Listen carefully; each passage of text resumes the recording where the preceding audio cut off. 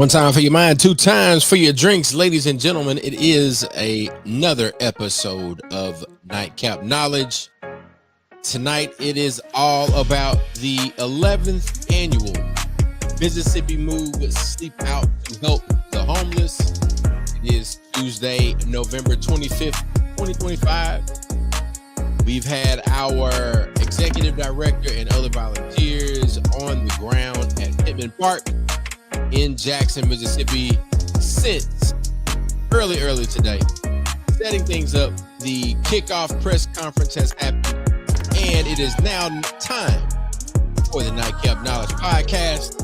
And there will also be a 10 p.m. press conference.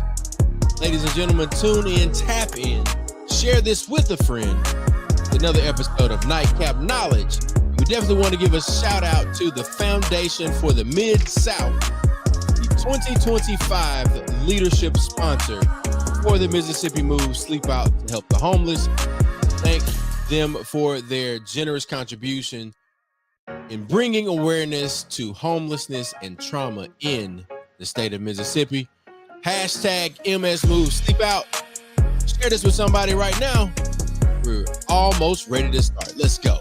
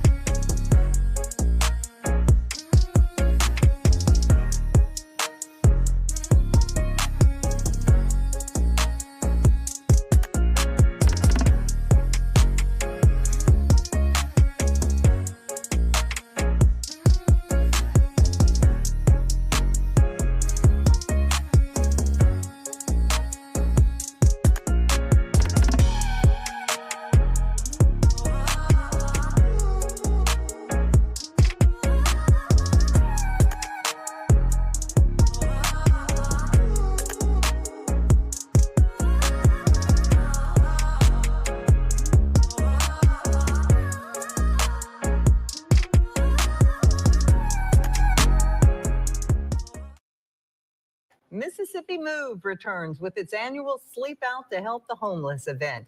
It takes place overnight right now at Pittman Park, a location where many unhoused individuals tend to gather. Essential items such as socks and toiletries were given out to those in need. A community meal was also shared between the unhoused community and those advocating for them. And the advocates say it's important to remember that anyone can end up in a situation where they have nowhere to live. A lot of folks can be displaced easily. You can easily lose your job. A lot of folks are in a position where they live check to check, and just 1 month without income, you can be displaced really easy. The event ends at 6 o'clock tomorrow morning.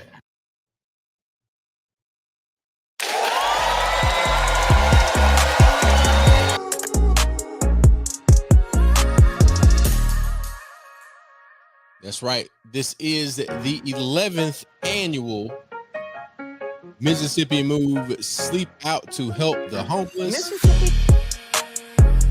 We've been getting coverage from a lot of different outlets over the years, and we just want to do a bit of reflection so that we can share some of the things that have come as a result of efforts on behalf of Mississippi MOVE. We got a couple of more videos coming up in just a moment. meantime, make sure you hit that link in the description, in the bio.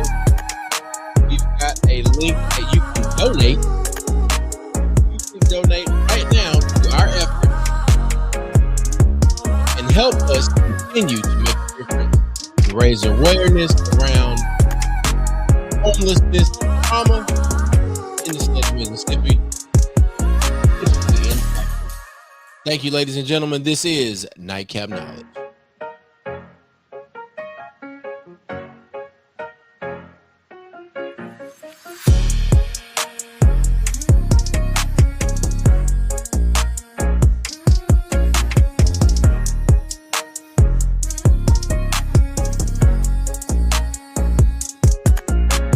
Homelessness continues to be a big problem in the capital city. That's why tonight, organizers and organizations are teaming up to help raise awareness about this issue. Our Quentin Smith joins us live to explain what they're doing. Quentin? Yeah, Howard. So I'm here at Pittman Park, formerly known as Poindexter Park, and this is where the 8th annual Sleep Out to Help the Homeless event is taking place. People are sleeping out here at this park tonight to not only raise awareness, but to also help those homeless people sleeping here get connected to the resources they need to get back on their feet. One by one, dozens of people who are without a place to stay line up to get their hands on things such as gloves, hats, and other care packages they're in need of right now. Majority of folks in Mississippi are probably 1 to 2 paychecks away if they lose their job from not having the support system that we need in place. If you don't have a support system like family and friends, then you don't have nowhere to go and you'll end up on the street. So knowing that that's a reality every day, it's enough to make you want to do something to help somebody else as long as you're in a position to do so. Mac Epps is the executive director of Mississippi MOVE, which is the organization that helped put on this event. He says homelessness continues to be a big issue all throughout the state and city. Epps says he's committed to raising awareness and finding solutions to this problem. That's why he and other volunteers are using this event to connect those who may be homeless with medical services and other resources they need to help get them on their feet. You have a lot of folks out here you'll never know. They had great titles and positions in life. They also, some of them have been through the systems, and they can tell you their struggles and where the system failed them. So we learn a lot by being out here with them. Empathy is one of those things that the world is losing today, and I encourage everyone to give back, share, and serve in some way that you can to help folks that are less fortunate. District 66 State Representative DeKeither Stamp says for him, it's important to be a part of events like this because it helps him create legislation and policies that could bring solutions to this issue. Because when you spend time out with the homeless and folks that are less fortunate, when you're at the Capitol, at the table where decisions are being made, there's a voice there to help folks to air their concerns and represent them as well. Mississippi MOVE and other organizations teamed up to put on this event tonight. Again, volunteers will be sleeping out here all night long, and then there will be a big breakfast in the morning at 6:30. Organizers say they will continue raising awareness on this issue, and they plan to be back out here again next year, continuing their fight. We're live in Jackson tonight. Quentin Smith, 3 on your side.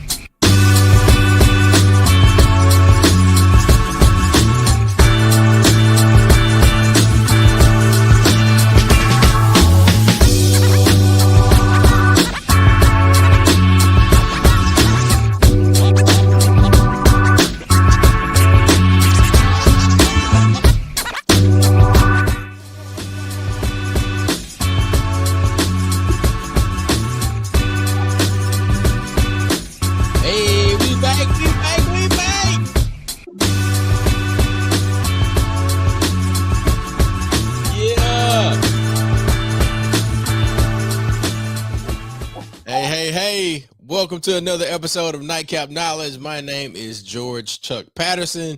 I am joined by my brother, Mr. Mac, in the truck. What's happening?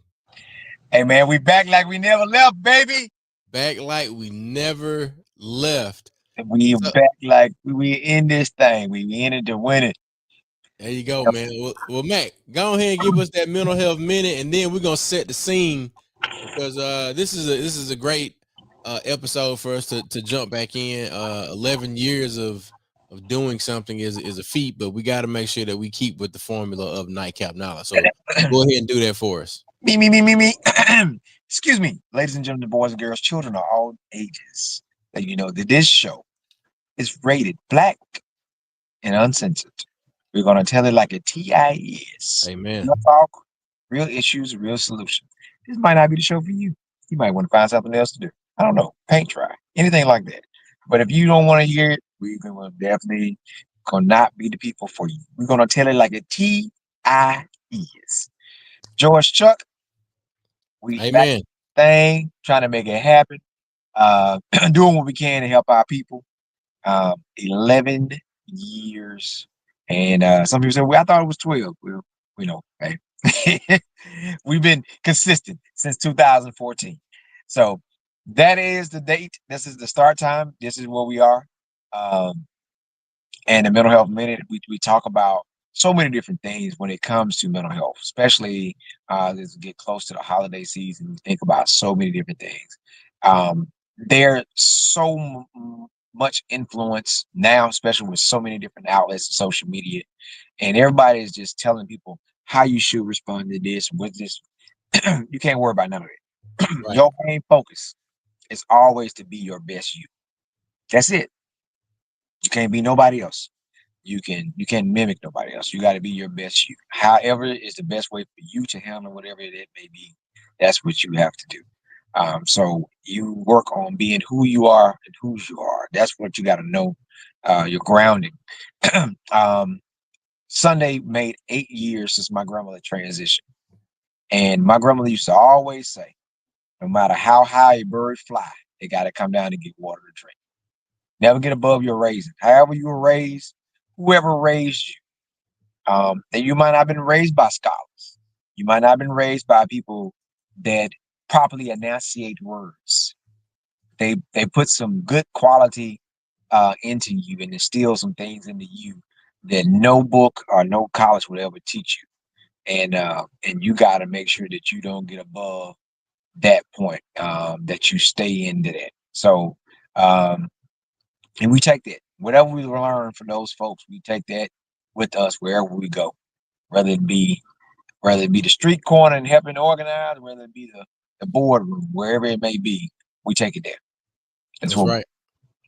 George Chuck, what is the groove? Man, look, you mentioned, having people that may not have had the greatest command of the English language, but they poured into you. They carved out opportunities for you to have the best chance at success. And that is exactly what the groove is with me. I am attempting to make sure that my boys have every opportunity that I can afford to them, not just by paying for something, but me making sure that they're exposed to different environments, that they're exposed to people that care for them, that they are in places and spaces where they have the opportunity to be themselves, but then also remind them that there are moments in life that you will get hit in the mouth. Oh yeah. Yeah. You will get hit in the mouth. Yeah. And somebody's going to hit you while you down. The thing is, you have to make the decision to get back up. So that is my that's my groove right now, making sure that these little guys are prepared, and we're doing that through sports. We're doing that through leadership development. We're doing it through a variety of fatherly conversations, but you can't let up on parenting is the thing that I'm encouraging myself to stay consistent with, because ain't no let up. because when you let up, then you allow something of a louder voice to creep in, and when your kids come to the moment in their life where they're like, well, shit, my daddy don't care. That's when you lost. And I want to remind them that, look, I care, your mama care. It's a whole bunch of people that know your face that you don't know, and they will get your tail.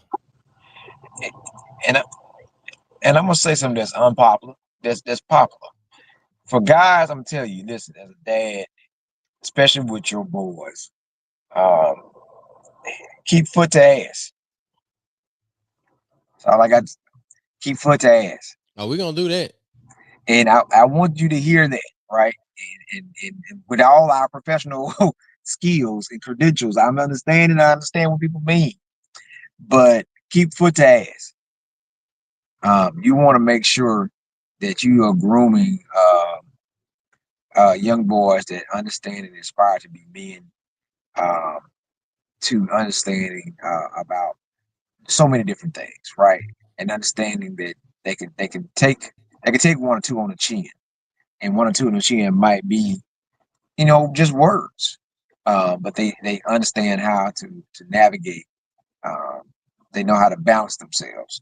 So many different things, right? And I'm speaking as I see one of my frats got 19 years active duty military, and I'm watching Commissioner Stamps, who, of course, military twice, Mm-hmm.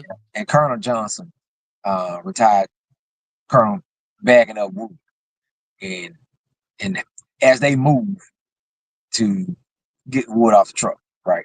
They got a assembly line, got it moved, right? And the goal for them two is not to have Colonel Johnson, and that's Colonel Sylvania Johnson, grabbing the wood.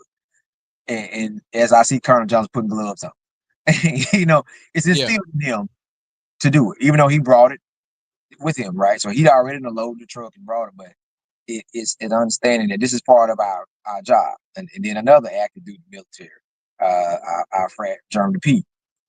It's just like, I can't watch my senior, who's a senior twice, right? No. Senior in the frat, senior in life, and a retired colonel, grab wood and work, and I don't do the work.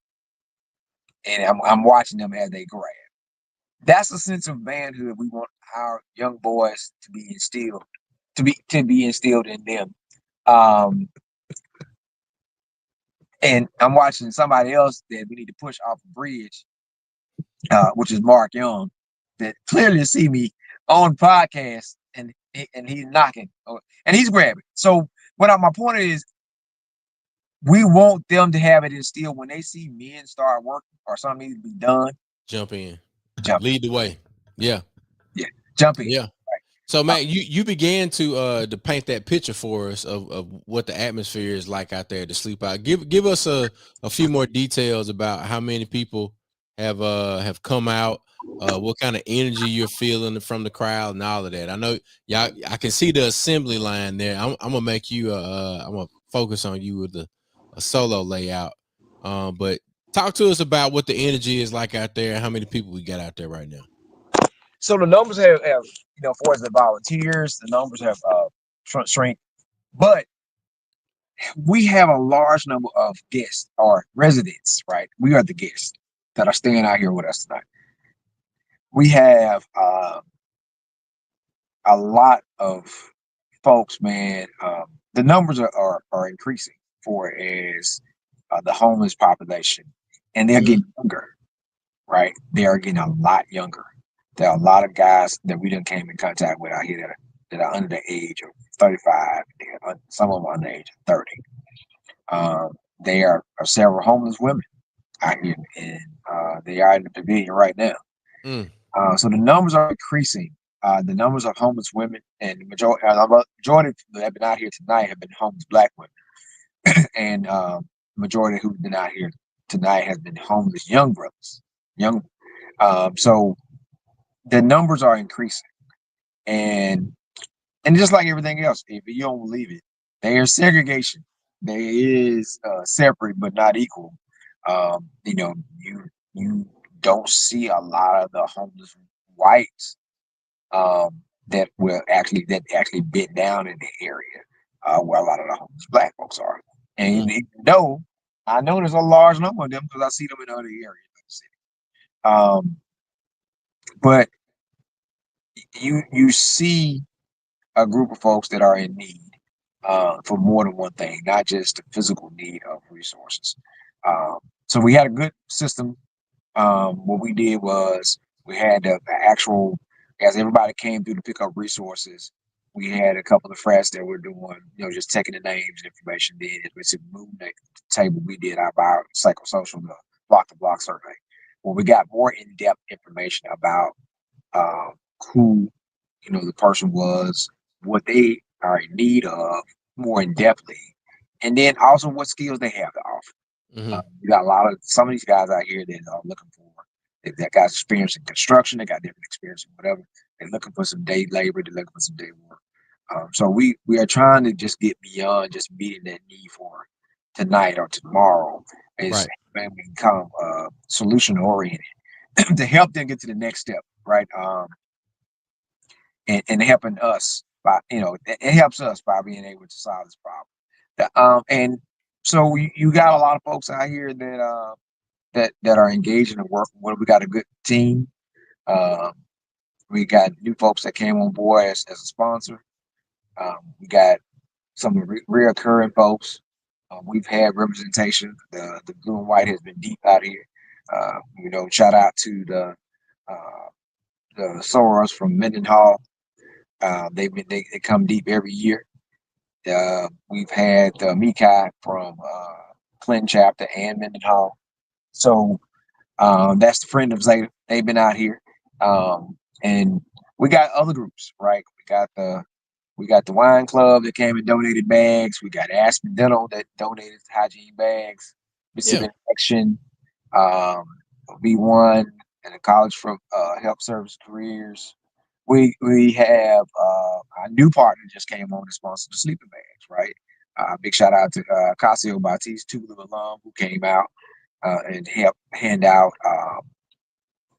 sleeping bags to help curb some of it. So right now we are meeting the immediate need: food, resources, hygiene products, shoes, jackets, coats, whatever it may be, sleeping bags, and also taking the information to find out what's a greater need and what resource they might have to offer, so we can come back at a later date, a later time, and follow up. I think that's the biggest thing, is just continue to follow up. We saw one of our regulars. He popped up. I hadn't seen him in a while. I had asked about him. Then I looked out the blue when we got ready to start over there. I seen Mr. Charles out there. Mr. Charles is a Vietnam vet. So you got a lot of folks that have been active duty military that are homeless right now. So he's been out here with us, I know, for the last 6 years, or 5 to 6 years. Wow. It's a sad, but it's a truth that we are been out here doing this for so long, but we see the same faces. You hope to see some familiar faces just because that's how we are with human nature. Right, as people, yeah. But you want them to been able to do something different, to been found housing, permanent housing, got a or something, not be in the same position that they were last year. Yeah. So, you mentioned one of our most consistent partners, and I see that we have Dr. Marcus Cheney in the studio. We want to bring Dr. Cheney on the stage, into the studio with some applause. Dr. Cheney, we see you there. How you doing tonight? How you doing? Can you guys hear me? Oh yeah, we can hear you. We loud and clear. You good? You good? We feeling good. Hey man, cut some lights on in that new truck. Brother is some lights on. There he goes. See, never mind. Get you a flashlight or something. Oh man. So Brother Cheney, I was just touching bases about what we see in I don't know if you noticed, but our population is seen to be getting younger. I noticed that. Saw a young man. Matter of fact, you mentioned that. I saw a young man. He looked like he wasn't even 21 years old. And I think we're probably finding, and if you talk to a lot of K through 12 administrators or folk in the district, they'll tell you that a lot of the population, not a lot, but I would say a number of the population in Jackson Public Schools are homeless.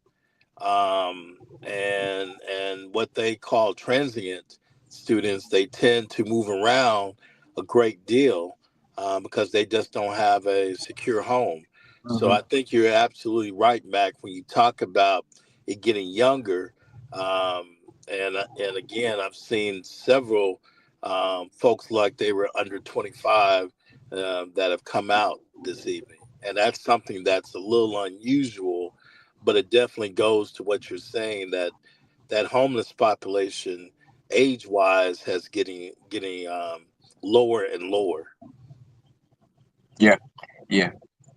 It's definitely something that we got to focus on. That's why I'm saying preventative measures for more interaction with youth groups, more interaction with our high school students and our college students. And we don't know the story. We don't know the why. No, Um, we don't. But I try- think what try we to reach find out, um, I think one of the things that, and this is just a suggestion, I think Jackson Public Schools has several, I want to say they have programs that help, because if you remember when we were going through the crisis with our federal government, Jackson Public Schools was one of the first organizations to step up and say we will provide meals for these folks who are not going to be getting stipends and those type of deals. So I think that they'll that's an issue. Hold on just a second, guys. It's just about as bad as so okay, got you. So I think that, this thing is something that we're gonna have to watch. We know that the legislation when it comes to homeless, um, but I'm seeing last night I was in the city just driving around, and I was able to see you seeing more homeless people downtown. You're seeing, and they're all over. They're not just at certain spots. They're around City Hall. They're around as soon as you cross the bridge, coming into downtown. They're there. So I think that, um, you know, Mark Young, y'all. Who's that? Who's that? I'm on the radio, man. Oh, come on, yeah, come on. But I think that seriously that we are going to. I think it needs to be, and I'm not sure what type of input that maybe Matt can make along with Mississippi Move, but I know that there was um, the mayor did some type of committee or commission or something like that, but I think, I'm not sure how engaged these folks are actually in the community to be able to see what we see, or other organizations seeing it from the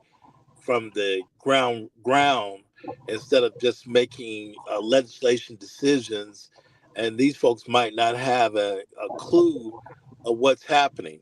So I think, when you talk about long term, Yeah. I think that sometimes you got to make sure you have people at the table that are seeing this on a day-to-day basis, and that can really give some insight to really what's going on. And as I told the TV station earlier tonight, a lot of these folk that are out here, they they are very intelligent. Mhm. They don't want, a lot of them don't want to be here, but they're here by happenstance. Maybe this happened, or maybe this happened, or maybe Yeah. this happened, and they didn't have the family support or the community support, and this is where they ended. So I think that, you know, that's something that I think that, we need to, I'm going to say, expand that committee or that commission to make sure that we include people who are actually on the ground and talking to these folks out here, to be able to make sure that whatever that commission is supposed to do, whatever paperwork or document they're supposed to come up with, it's some realization with that. It's almost like your dissertation. If you don't get the information that you need from the source, you're not really doing a good dissertation. And so if that is that committee's function, to come up with a plan for the city of Jackson to deal with the homelessness, then you got to make sure you have the right people at the table. And I know I said a whole lot, but I was just trying to make a point, because I think that committee doesn't consist of those people. Well, with Shane, I'm gonna say this. One of the things, like when you see different situations, and I tell everybody to, as we stated several years, and I don't know, we stopped saying it, but for people that don't say, they say, I don't want to come out to the park, I ain't coming out there, blah blah blah. Well, I tell you, the simple way to do this is go to your backyard, front yard, right? Use as less as resources as you have in your house as possible. And so I'm gonna stay out here until in the morning. Whatever, So Mac, what you're describing is a way for us to engage people around, like signing up to sleep out in their backyard. In their backyard or their In front. patio. If you got an apartment and you want to know what it's like, because there are people that are sleep downtown in the areas right now that are sleeping on the hard concrete. And you say, well, I don't have a backyard. Go get you a blanket, or get you a couple blankets and sleep on the patio. And what I'm saying is, there are situations, because society, we're always thinking that your situation is in a bad situation, a bad space. But we are so thankful, we are so grateful, Brother Park. All right, dog. Bob. So they they mess with Chain too. You see, when some people just step out of here, it just ain't gonna come find you. So, like it's a guy. So I saw a guy today, older guy. He walks back and forth from the store, and I was noticing it yesterday. And his shoes was too big on his feet. Okay. Not only was his shoes too big, they were missing. They was two different shoes. So he came through today when we were loading up to get ready. And me and one of our volunteers was loading up, and he was looking at me like, man, this guy's about our size, right? And we said, man, what size shoe do you wear? Because one of the shoes look like it's 11, the other look like it's about 12 or 13. And I said, what size shoe do you wear? And he said 8.5. And this is something that when I tell you, Chuck, that got our attention. I said, well, I'll tell you what, come by here Friday morning, I will have you a pair of shoes. He said, Friday morning? I said, yes, sir, Friday morning. He said, what is today? You live in life and you don't even know what day it is. Because he knows the sun go up, sun go down. Yeah. There you go. Yeah. And he know that around certain holidays, there are certain groups that folks that feed, but he was just saying, he repeated what I said. I said, come by Friday morning. And he said, okay, but what caught him, he's like, and he said, what is today though? He didn't know the days to count. Right. So whatever's going on, his world doesn't allow him to keep up with the days of the week. Right. It doesn't allow him to do anything around a holiday unless it's a certain program or something that's going to be providing certain resources. Right. And then he's going to do that check-in so that he has a barometer or something to measure from. Yeah. I told him to come out here tonight, but sometimes they don't come to places like this, like Pittman Park, which formerly known as Poindexter Park, might be a location for large group of folks. But certain people like, I can't come out here. Yeah. Because then I'll lose my spot wherever I am. Mm-hmm. Right? One of the guys, young cat, that's out here. He said, man, I've been everywhere, man. I've been to Tent City. I've been everywhere. And so they know where the rest of the folks are. They do. They know, and because that they meet up in different places and they communicate and they share. Right. That's how folks end up Look, out. let me jump in with this. Yeah, because you're talking about like the population. Shane, lock your door. So I know that you know, folks are jumping in and you know, somewhat having a good time. But I want to ask y'all this question about some of the common misconceptions about homelessness, specifically in Jackson. Chiney, you mentioned some of our city officials, particularly the mayor. But what do you think that maybe from the politician's perspective or even higher ed, you mentioned JPS, what are some of the common misconceptions around homelessness? I think they are aware of that we have an issue, but I don't think they know the true numbers.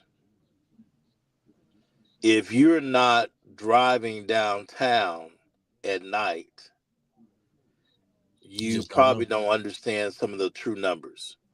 If you're not going, you know, you can go, hey, we can go to St. D's and you're going to catch about 10 there. Then you just travel down the street.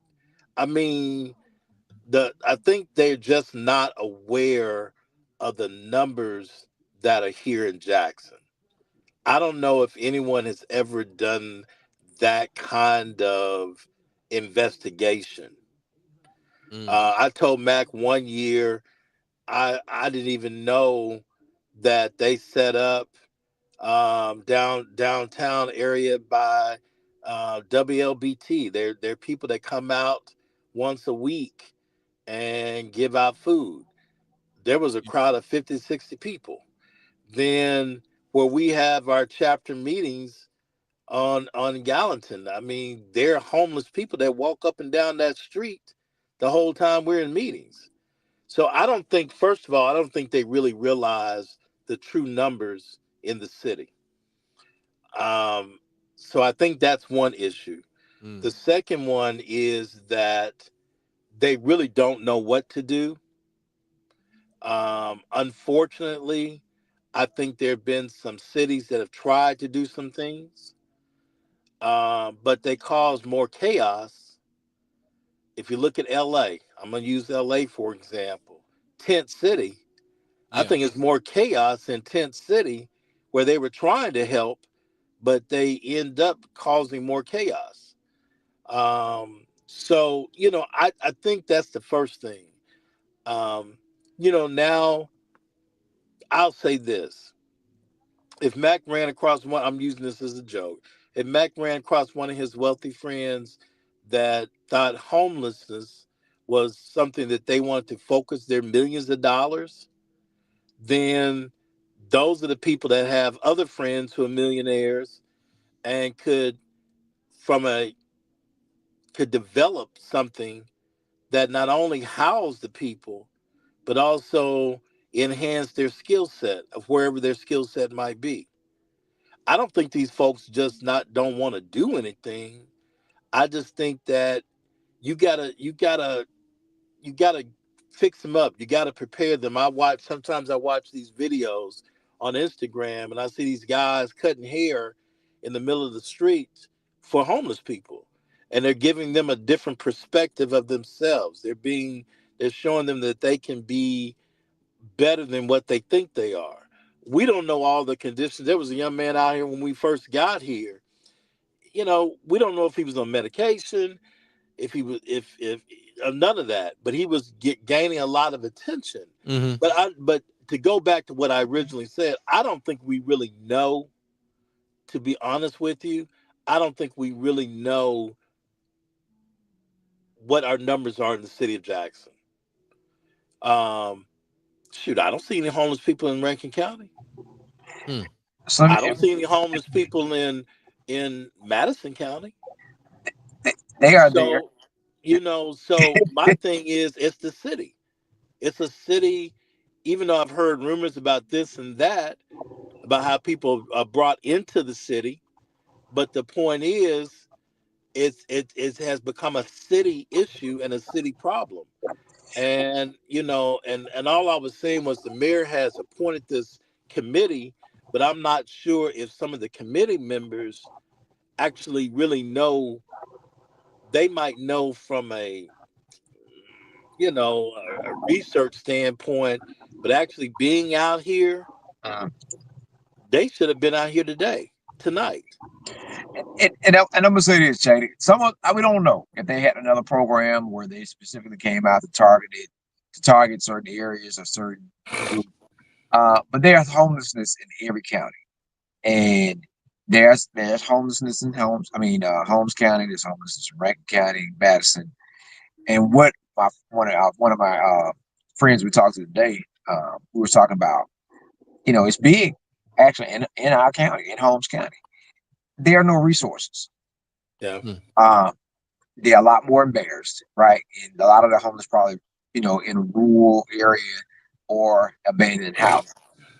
And so you don't know unless you happen to go out there, right? You stand somewhere that does not have power, don't have water, and you're making it work because you don't have anywhere else to go. And it could be a house that someone family member lived in, and everybody moved them out, or moved her out, or moved him out, and left the house, and kind of left the house abandoned. And then folks found the house and started living in it. So that's what you have, because smaller towns are not set up with a system like we have here in Jackson. There are no homeless shelters. Yeah. There are no fallout shelters. The only time they transfer into a fallout shelter when there's a natural disaster and you need Right. to use the school gym or fellowship hall at the largest church where we can feed people and give folks stuff. But majority of them are not set up and know how to set up to take care of folks when you done had 15 to 20 people displaced due to a tornado. We had a tornado last night, and they not set up. They don't know. Yeah.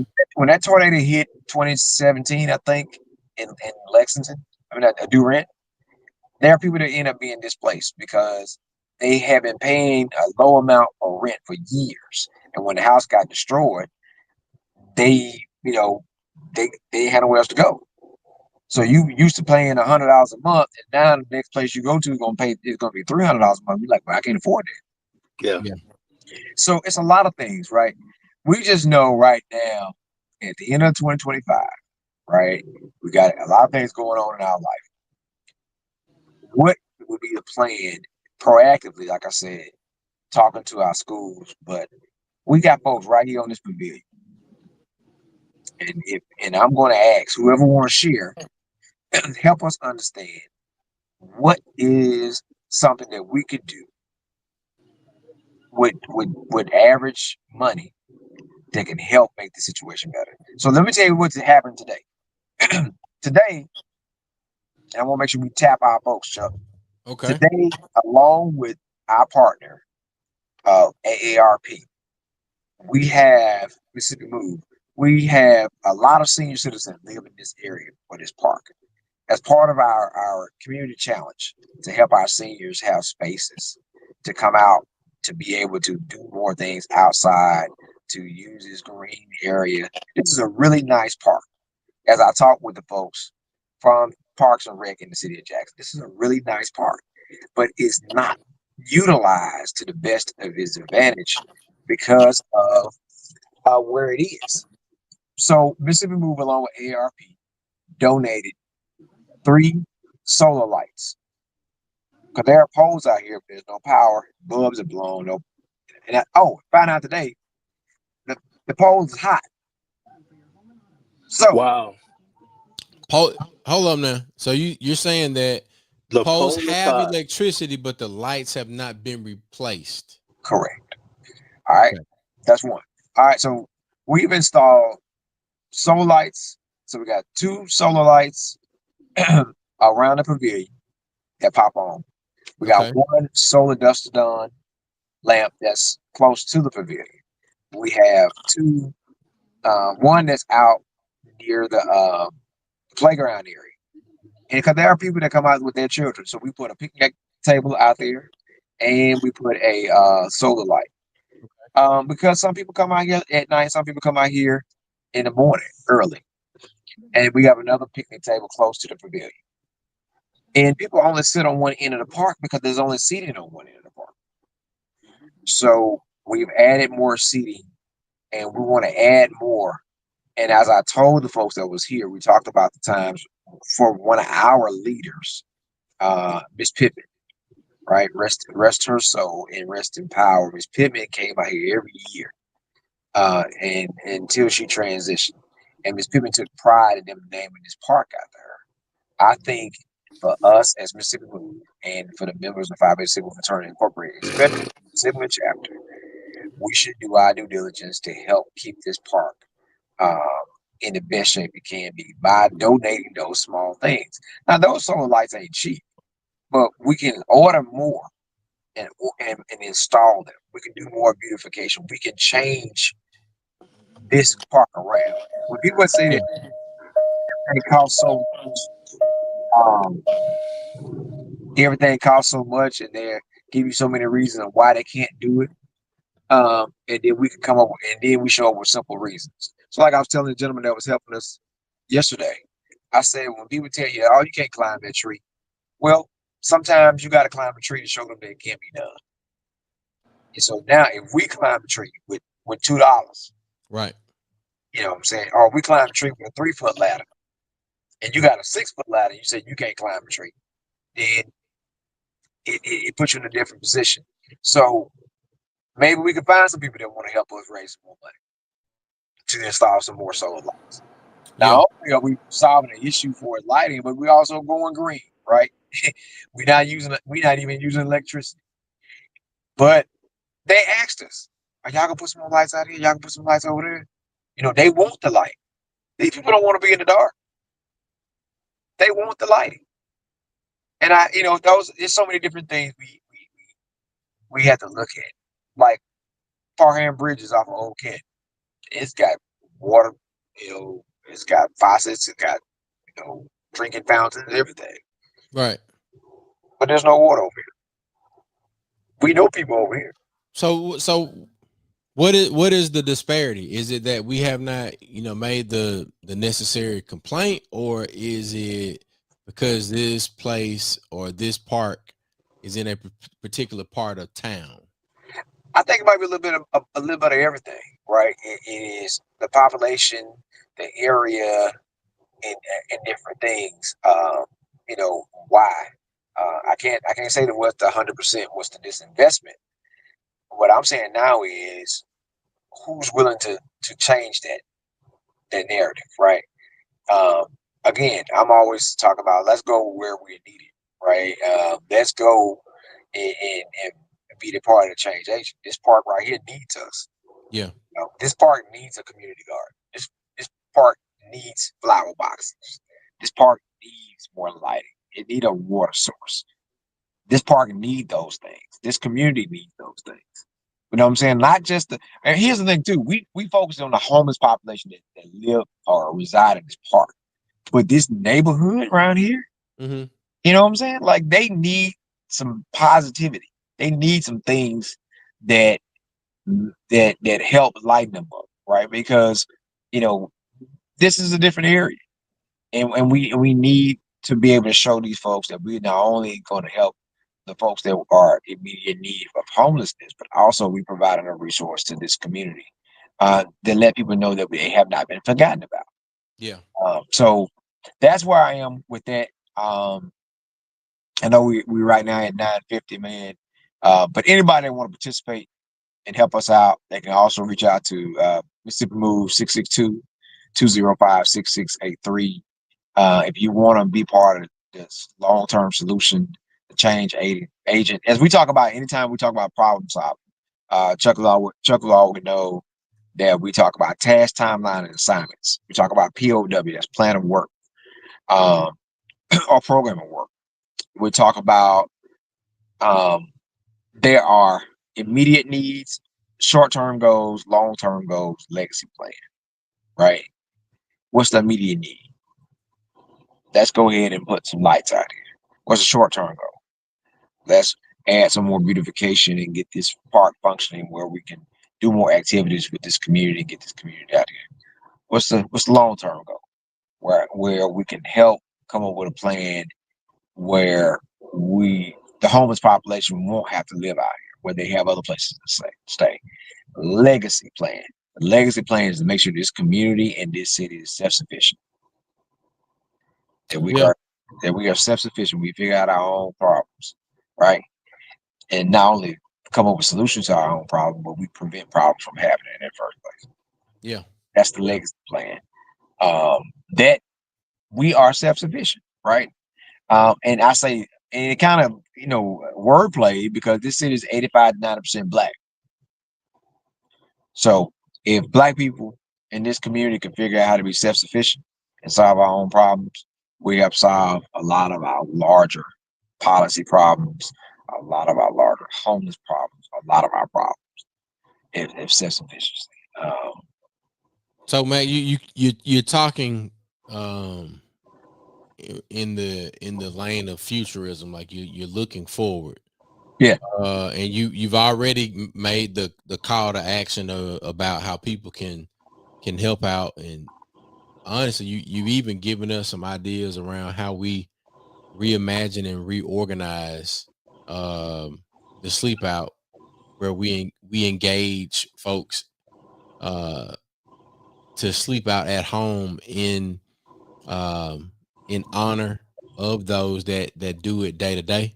Yeah. But the question that I want to ask you in closing is, because we done talked about policy change and what we can do and who we can kind of reach out to, but after 11 years of seeing the sleep out, 11 years of this, and even after tonight, what are some of the things that give you hope?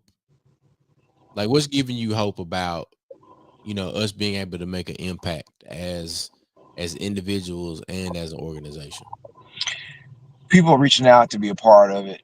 The structure, we're getting a lot more structured, a lot more organized. We talk about playing roles. Very important of coming up with a plan, playing roles, who do this and who do that. Knowing who's going to do this and who's going to do that.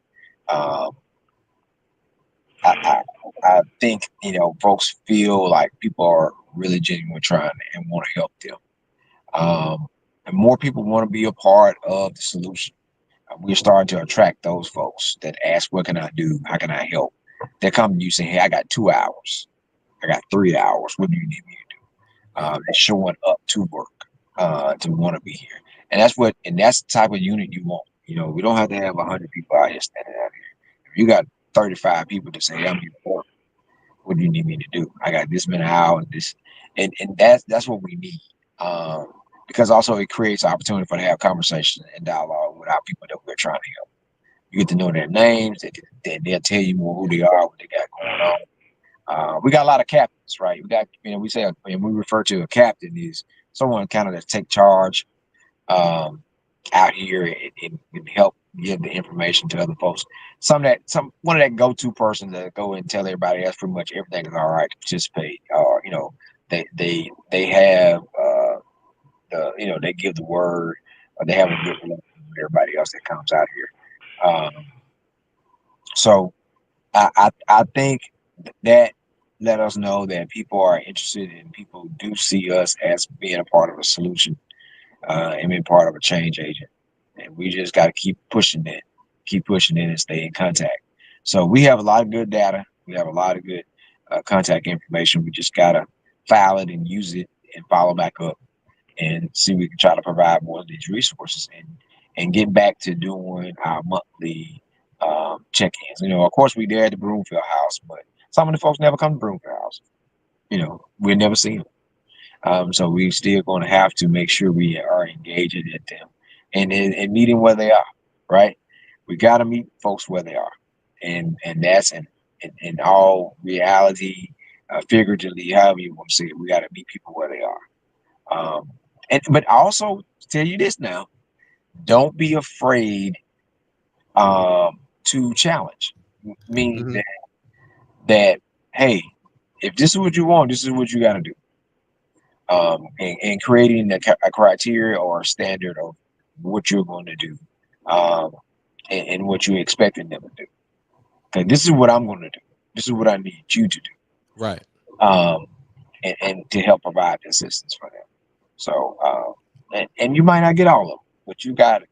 Once you can help, it's like the model. So you said something else. I want to complete that thought. Next year, if you want to do it late on this year, which is the next 2 weeks, 3 weeks, whatever. Yeah. Uh, Folks who want to sleep out, you can do a fundraiser with your community, family, church, or whoever, and that's what we started out as. But we can create something, and everybody can post their video of them sleeping out in their backyard or on their patio, and they can say, "Hey, it is 2 o'clock in the morning, 45 degrees outside. And, Right. I've been out here for this amount of hours, man, and it's starting to get to me, or whatever the case may be." You can give. Hopefully, that one bring attention to homelessness, but also help you understand what some people deal with on a day-to-day basis. Yeah. So, and help you understand what your home, your apartment. You might have a 1 bedroom, 1 bath, and you be like, man. And some people make you feel bad about what you had, but then you think about that. You have that. That's yours. You have heat. You Yeah. have water. You have all the amenities you need in that 1 bedroom, 1 bath. So just being appreciative to that. So I think that's something we can create where people can post their videos. I don't know how we do it, to a link or whatever. People can post their videos and just create what it'd be like, and hopefully that encourage more and more people around the city, around the state, around the country to do more to help our folks in need, but also preventative work. I want preventative work to happen more so of the conversation and teaching and training. That's why we push financial literacy. That's why we push so many different things to help prevent folks from going down this road. Yeah. Mac, I think those are great ideas, and I wanna ask Cheney the same question with regard to what's giving you hope. Like you've seen this event, this awareness raiser a number of times after having seen it so many times, and now we see some of the same people year after year. uh what are some of the moments, or some of the most recognizable stories that stick with you, but then also what are some of those that are giving you a bit of hope? You know, I have to agree with Mac. I think seeing some people for the last couple of years, I'm not. It's good that they are alive, and I'm gonna say well, because they're surviving. But it's also sad to see those same people still in their same situation, and I don't have the answer, but I do believe that with what Mac is talking about, the information that he is gathering, I go back and I know what he said about Madison and about Rankin, but the difference is you don't see in Rankin County, by the malls and by the shopping areas, you're not gonna see no homeless people because they're gonna arrest them and take them to jail. The same thing in Madison, they're not gonna be in those areas because they're gonna arrest them and take them to jail. But I'm hoping that with what the information Mac is gathering, his team is somehow going to be utilized. Don't know how yet, but being utilized to be able to come up with some solutions. Seeing these folks out here for the next 2 to 3 years or so, yes, I'm glad they're surviving. But what is the solution of putting them in a better situation. Yeah. And that's my thing is how can we help them and put them, and I agree with them wholeheartedly about the financial literacy, all of that. But how do we take what we see on a day-to-day basis and put them in a better situation so that they can be productive citizens? That's what I would like to see. How that's going to come, I don't have the answer. But again, that's what I want to see. And we got to really get a transition because get ready to do our next Right. Press conference. press conference. So we're getting ready to jump, man. But listen, there are more than one reason that we said we need to get to where the money resides. Right? And I want people to understand that. And a lot of times, I know a lot of folks that, that in our circle that say, man, if I could win the Powerball, and how they start out, they'll say, this is what I would do. And they always start out who they would help and what they would do or fund programs. So when we say we need to get to where the money reside, is mostly for us is the change agent, is how many lives can be affected in a positive manner. There you go. We use these resources, right? So that's so while we hope and wish and get the 4-leaf clover and everything else that we in the Powerball, what are other plans we can put in place, whether it be pushing George Patterson to recruit more people so we can get these Mississippi Black pages back to where it should be. This is a great idea. It's a great format that we need to use to elevate and create more businesses and create our own Black ecosystem. 2026, we push the Black ecosystem. That means barter system for its talent, treasures, and gifts, but also for its businesses. Every Black business needs to be supported by another Black business or supporting another Black business. That's what we need to focus on. If you have an office like Cheney, well, you need to find a Black business that produce typing paper. It sounds simple, but that's something that he's gonna use every day in the office. If you can, that's something that's simple. That's how we keep things rolling.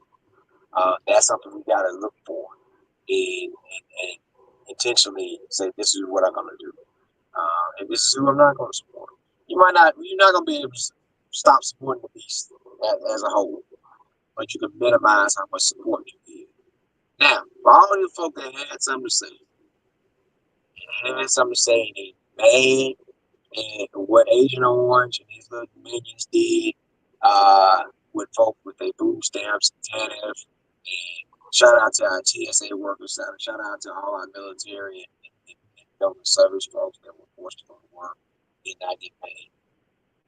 Don't spend a goddamn red cent for Christmas. Don't spend I don't give a damn about none of that shit. Your baby don't need it. You don't need it. Don't spend none of that shit with them folks. Don't do it. Them same folks that are helping to make folks homeless. Let me give you a quick example of that. These people that vote against their own best interests was shooting themselves in the foot. Walmart is a big supporter of Agent Orange and his crew. They were one of the first people to get their DEI higher on. So we're not going to do that. But you shot yourself in the foot because when they did not pass the bill to keep the government shutdown from happening, and they cut off food stamps / TANFs, then you hurt one of your main contributors. Don't give them nothing. You don't need a TV. You don't need nothing. You don't need anything. Christmas ain't got nothing to do with Jesus, right? Santa Claus ain't got nothing to do with Jesus at all. If you want to spend some money, buy a nice shirt. You want to go to a church program, and that's what you do. But don't fall into the ideology. They started Christmas before Halloween because they want to push you to start buying and start shopping when you don't know literally what's going to happen the next month. You don't know what's going to happen again. You don't know if your economic situation is going to be affected. You don't know if your healthcare system is going to be affected. So don't allow these folks to push you in a position, because there are people we know that we've helped. They are active, responsible adults that had a professional career, and they went to work and they were like, they closed your apartment. He's like, what our department? So somebody is totally dependent on that money, and they don't have any money, and they show up for work and they don't have no work, or people that showed up for work and had to work and don't have no money. Well, some folks might work on wait on, but that's how you end up being homeless. That's how you lose your apartment, lose your house, lose your car. Yeah. And that happened. A lot of folks end up being displaced because of all the, and this subsidy started being pulled, and programs that started being shut down at the beginning of the year. And a lot of our folks have to bounce back. So now they're banking on you. They started running these raggedy ass commercials 2 months ago, trying to get you to buy this and buy that. They can have a Black Friday sale, a Black Thursday sale, Black Wednesday, Black Monday. I don't give a damn what. It can be double black. Don't spend your money with these folks that have supported stuff against your best interest. That's right. Don't do it. That's right. That's right. You have $10. Use your $10 somewhere else. Don't spend. That's right. Don't do it. So look, ladies and gentlemen, Mac has already said that we got our next press conference. Mac, what news outlets are out there right now? So we have Channel 3. I think they're about to leave because I've been in the truck. So we've had 3, we've had 16, and we've had 12. We've had all of them Okay. out here, and we have folks that have been posting. So I'm going to get ready to jump, but listen, don't spend that money. If you want to do something, buy somebody, order some seeds from a black-owned company and start a garden. That's what you do. There you go. There you go. Well, ladies and gentlemen, let's get to where the money resides. Let's keep our money. Let's save our money. Let's spend our money where it matters. This has been another episode of Nightcap Knowledge. Once again, we'd like to thank our leadership partner. Thank you, Dr. Cheney, our 2025 leadership partner, the Foundation for the Mid-South. We appreciate them for their commitment, their leadership, and their support. We'd also like to give a shout out to our other sponsors and partners, Mu Sigma chapter of Phi Beta Sigma, College of Career and Healthcare Services, the Institute for the Advancement of Minority Health, of course, Mississippi Black Pages, Black North Pacer, Mississippi in Action. So many people that have dedicated their time and opportunity and their treasure to this event. Thank you. See you next week.